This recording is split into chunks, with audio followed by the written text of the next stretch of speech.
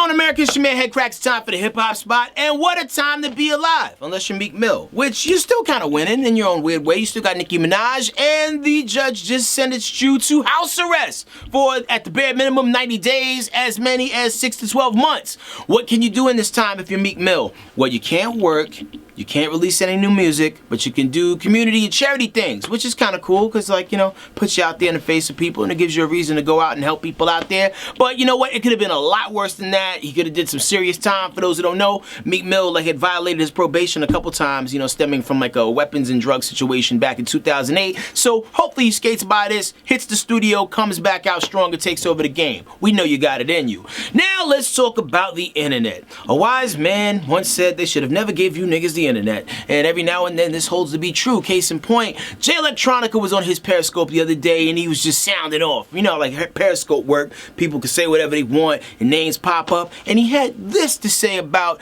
not only 50 Cent, but also Kendrick Lamar. Isn't a good rapper? 50 Cent, at one point he was a good rapper. Right now he got the potential to be a good rapper, but he's on some sucker shit, and we would slap his eyeballs loose out his scalp.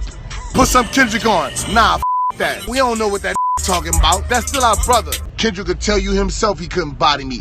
Kendrick, look, Kendrick is my son. Kendrick is my baby. Kendrick wishes that he could be me. Yeah, Drake is solid. Yo, those are serious shots, but it's coming from a man who's very confident, very talented, and has the ability to do some amazing things if he just gets focused. We have been waiting on Jay Electronica's album, Act 2, for about 8 years now. It's been a long time, Jay.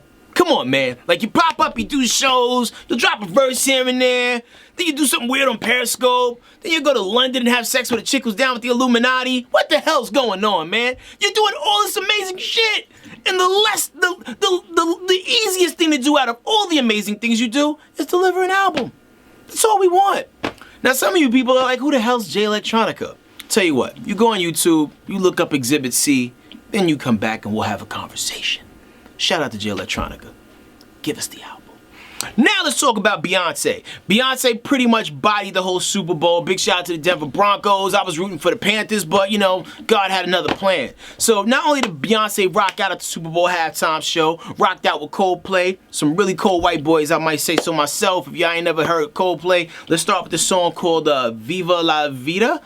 Think that's what the song was called. I used to rule the world. Song's jamming, but anyway, Coldplay's dope. They brought out Beyonce and Bruno Mars, did an epic Super Bowl halftime show performance. And here's the cool thing, when it was all said and done, Beyonce announced this.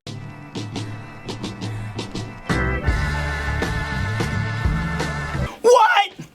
Pre-sale tickets go on sale Wednesday? Do you realize how much blood and weave chicks are gonna have to sell to buy Beyonce tour tickets? You know they're gonna be there for it, because they all love Queen Bey. And so do we. I'm Head Crack, this is the hip hop spot. For this and other stories I'm following, I'm on Twitter, I'm on Instagram. And you can also go to Crack Blogs. A lot of content there. Follow me.